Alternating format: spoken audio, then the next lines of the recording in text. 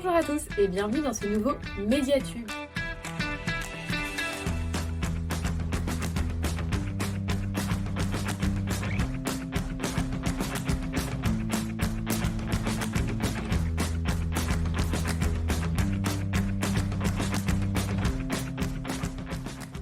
Bonjour à tous, dans ce nouveau Médiatube, je vais vous parler de littérature et de sport.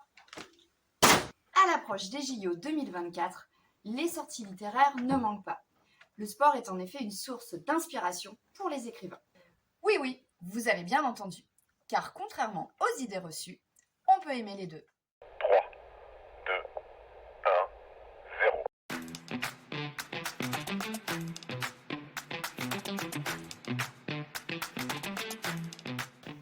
La présence du sport dans la littérature est apparue dès la Grèce antique.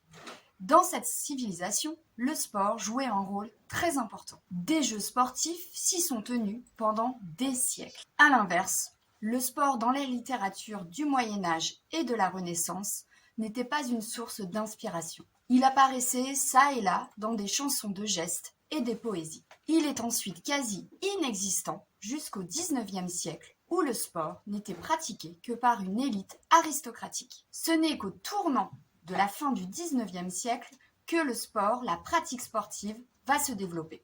On assiste à une prise de conscience des bienfaits du sport sur le corps. Dans les établissements scolaires, on se met également à l'éducation sportive. L'apparition de la loi 1901 sur les associations et la mise en place du repos hebdomadaire encouragent la pratique sportive. D'un passe-temps destiné aux plus riches, le sport fait de plus en plus d'adeptes dans les classes populaires. Le sport donne naissance à des formes littéraires variées, et ses auteurs sont des écrivains, des journalistes sportifs, des sportifs eux-mêmes, ou tout simplement des passionnés de sport.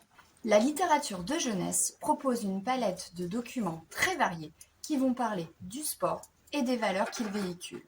Goût de l'effort, persévérance, confiance en soi et respect de l'autre. Je vous conseille avec votre enfant la lecture de l'album Igor aux Jeux Olympois, écrit et illustré par Guido van Gennarten. C'est l'histoire d'Igor, une toute petite coccinelle. Et pour la première fois, Igor va participer aux Jeux Olympois. Le problème, c'est qu'il est beaucoup plus petit que tous les autres athlètes. Dans quelle discipline va-t-il pouvoir concourir?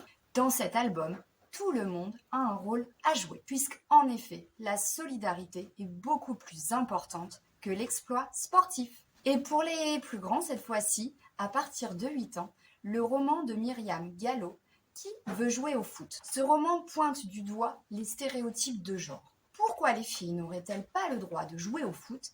Et, à l'inverse, pourquoi les garçons y seraient obligés? Ce qui compte au final, dans ce roman, c'est que tout le monde trouve son bonheur. Pour les ados, les auteurs de romans utilisent la thématique du sport pour aborder des sujets sensibles. Dans le roman Riposte, écrit par Louisa Red, on fait la connaissance de Lily, une jeune fille qui est malmenée à cause de son surpoids. Ce roman dénonce le harcèlement scolaire et la grossophobie.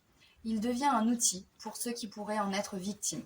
Il y a aussi les livres qui parlent de sportifs qui ont marqué leur sport, mais aussi l'histoire avec un grand H. Je vous conseille la lecture du roman de Lola Lafont, La petite communiste qui ne souriait jamais. Cette fiction retrace l'histoire de Nadia Comaneci, une petite fille devenue gymnaste dans la Roumanie communiste des années 80. Et pour terminer cette présentation, je voulais vous parler du Grand Livre des Sports, qui présente plus de 40 disciplines olympiques sous forme d'illustrations. Si comme moi, vous avez suivi la Coupe du Monde de rugby, plus pour son ambiance que pour ses règles, auxquelles vous n'avez toujours rien compris, pas de panique, j'ai la solution pour vous aider à briller en société. C'est la fin de ce Médiatube. Que vous vous mettiez au sport ou non, j'espère vous avoir apporté de nouvelles idées de lecture. N'hésitez pas à liker la vidéo et à vous abonner sur notre chaîne. À bientôt!